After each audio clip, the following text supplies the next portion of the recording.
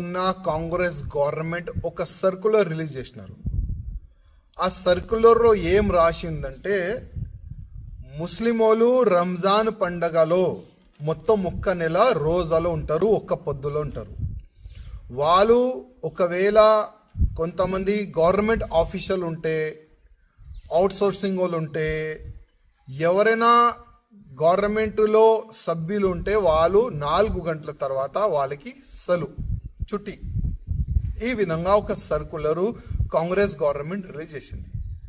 నేను తెలంగాణలో ఉన్న ముఖ్యమంత్రి రేవంత్ రెడ్డి గారికి అడుగుతున్నా, నవరాత్రి హిందువులకి ఒక పెద్ద పండగ, 9 రోజు ఒక పొద్దు ఉంటారు.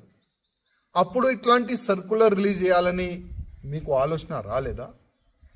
హిందూ ఫెస్టివల్కి ఎంత నిర్లక్ష్యం చేస్తున్నారు మీ గవర్నమెంట్, అది మీకు కనబడుతుందా?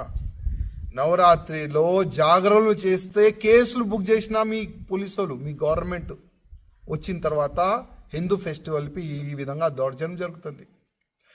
కొన్ని రోజు ముందే మీ కమిషనర్ గారు ఒక మీటింగ్ పెట్టి, రామనవమి కానీ ఉగాది కానీ ఏదైనా హిందూ ఫెస్టివల్లో సౌండ్ పెడితే కేసులు పెడతాం, జైలుకి పంపిస్తామని ఒక వార్నింగ్, ఒక మీటింగ్ కూడా పెట్టినారు మీ కమిషనర్ గారు.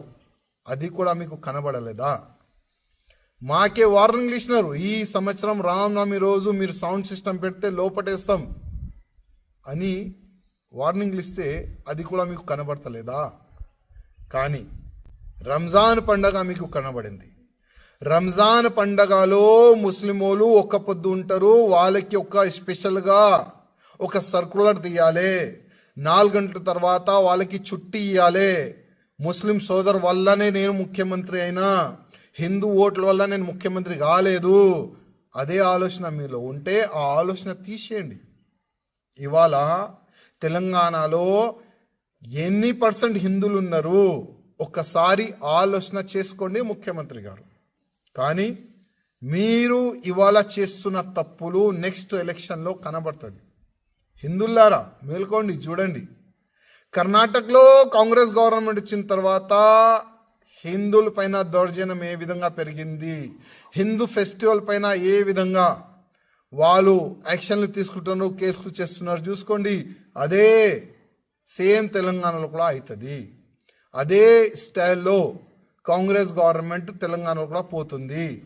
హిందూ ఫెస్టివల్ పైన కేసులు, ముస్లిం ఫెస్టివల్ ఉంటే ఈ విధంగా చుట్టీలు, ఈ విధంగా తెలంగాణలో గవర్నమెంట్ నడుస్తుంది.